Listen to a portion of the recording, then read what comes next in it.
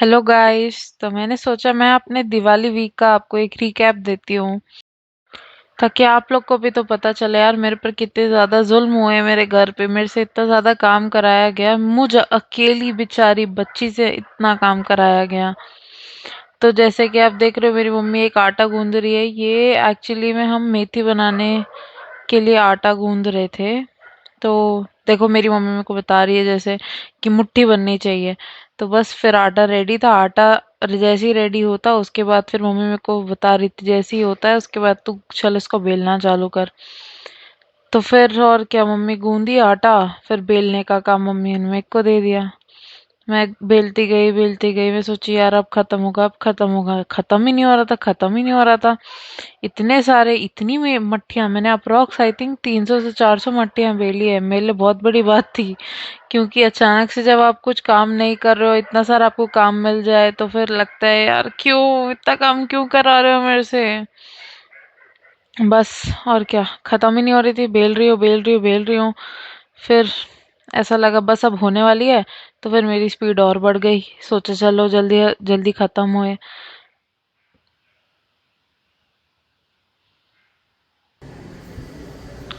फिर क्या, ये मैं लेके पहुंच गई मम्मी के पास मट्ठियाँ। मेरी मम्मी यहाँ पे मट्ठियाँ तलती भी जा रही है। मैं ला ला के दी, मम्मी तलती गई ताकि फटाफट से मम्मी ये काम खत्म करके मेरे को दूसरा काम पकड़ाए। और क्या, फिर ये हो रही थी मट्ठियाँ। उसके बाद मम्मी ने उतने देर में मेरे को एक और आटा गूंद के दे दिया। ये था नमकीन का आटा। मम्मी बोली चल अभी अभी काट। ये तो आप लोगों के घर में भी बनता होगा, ये आई थिंक सभी के घर में बनता होगा। इससे हमारी बहुत सारी यादें जुड़ी है। हम बचपन में क्या करते थे, मम्मी जनरली हमको बेल के देती थी और हम इसको इसकी कटिंग हम करते थे।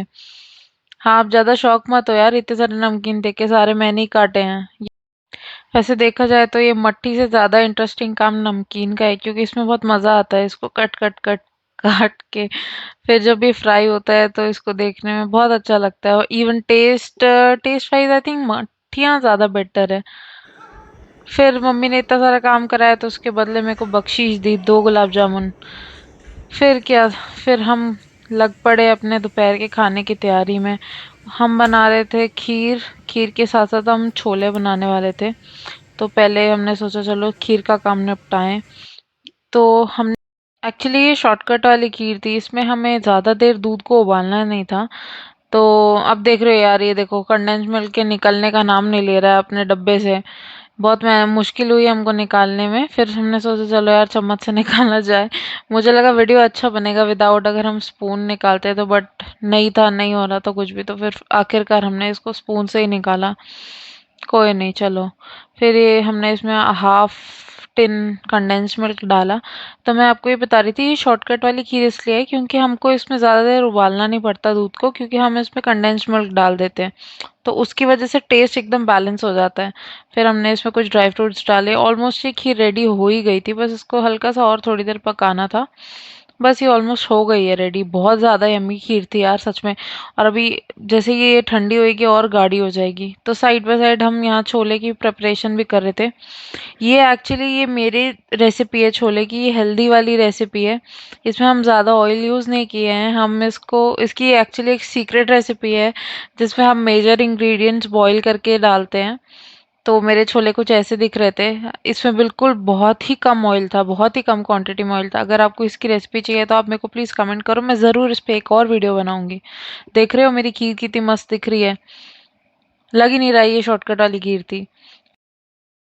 तो खाना खाते खाते मम्मी ने ये भी डिसाइड कर लिया था कि यार अब गुजिया भी आज ही के दिन निपटा देते हैं ताकि कल के दिन दिवाली वाले दिन हम फ्री रहें।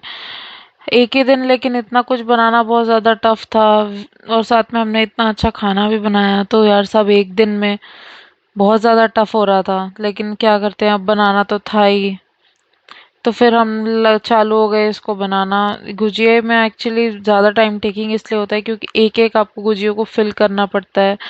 तो ये थोड़ा टफ होता है, लेकिन सच में वर्थ इट है क्योंकि इसमें बहुत ज़्यादा यम्मी लगता है यार ये बनने के बाद।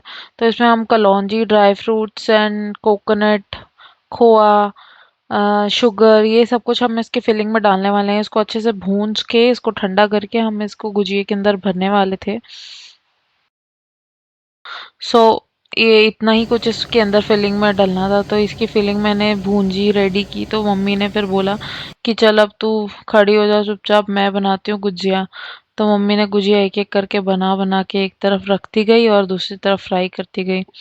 मेरे से ज़्यादा कुछ इस समय काम नहीं हो पा रहा था, तो मम्मी बोली छोड़, तू कुछ मत कर, तू नुकसान ही करेगी।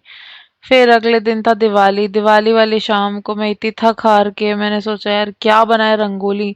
फिर हमने गूगल पे ही चेक की कि कोई तो ऐसी ट्रिक रंगोली जो बहुत प्यारी भी लगे लेकिन इजीली हो जाए। तो ये वाली रंगोली आई थिंक मैंने सिर्फ और सिर्फ 15 मिनट्स पे डाली थी। बहुत इजी, एंड ये देखो कितनी प्यारी भी लग रही है। इसकी अच्छी और ज़्यादा अच्छी लुक इसकी ना दिए लगने के बाद आई है। ये देखो अब कितनी प्यारी लग रही है ये। एंड बिलीव मी, ये सिर्फ और सिर्फ 10 से 15 मिनट्स में बनी, मुझे खुद यकीन। फिर पूजा करने के बाद थोड़ी सी और मिठाइयाँ खाई। मिठाइयाँ खाने के बाद हम फिर बाहर चले गए क्रैकर्स जलाने के लिए। मैंने तो खैर नहीं जलाए, मेरे भाई ने ही जलाया, जो भी जलाया है। मैं खड़ी थी साइड में। तो बस इस बार की मेरी दिवाली कुछ इस प्रकार थी। और ऐसे वीडियोस के लिए आप प्लीज़ मेरे को सब्सक्राइब करें और लाइक करें। Thank you.